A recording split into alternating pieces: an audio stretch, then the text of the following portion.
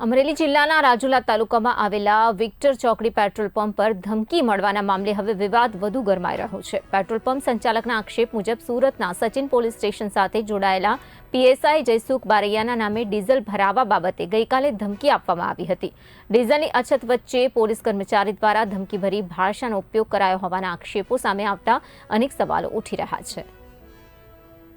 ગઈકાલે 22 તારીખે રાત્રે 10:30 આજુબાજુ જયસુખભાઈ બારૈયા કરીને એમના માણસ પેટ્રોલ પંપ પર આવેલું અને બેરલમાં ડીઝલ આપવા માટે પંપના કર્મચારીને કીધું। પંપના કર્મચારીએ મનાઈ કરી કે બેરલમાં ડીઝલ આપવા માટે પૂરતો સ્ટોક અત્યારે નથી, તમે વાહન લઈને આવો, વાહનમાં ભરી દઈએ છીએ। ત્યારબાદ એણે એમના જે જયસુખભાઈ છે એમને ફોન લગાવેલો અને માણસ સાથે વાત કરાવી અને માણસને કીધું કે ડીઝલ તું ભરી જ આપ। ના, કેમ ભરી આપ? એટલે એમણે કીધું કે વાહન તમે મોકલો, વાહનમાં ભરી આપશું। તો એણે ધમકી આપી કે તારા શેઠ શું ગુજરાતના પીએમ છે, નો કેમ ભરી આપે, તમારો પંપ આગળ બંધ કરાવીશ એમ। ત્યારબાદ એણે મારો નંબર લઈને મારા ઉપર ફોન કરેલો અને મને ફોન ઉપર કીધેલું કે ડીઝલ આપો તમે બેરલમાં। અત્યારે કડક મામલતદાર સાહેબની સૂચના છે કે કોઈને 7-12 વગર ડીઝલ આપવું નહીં બેરલમાં કે ઓલામાં।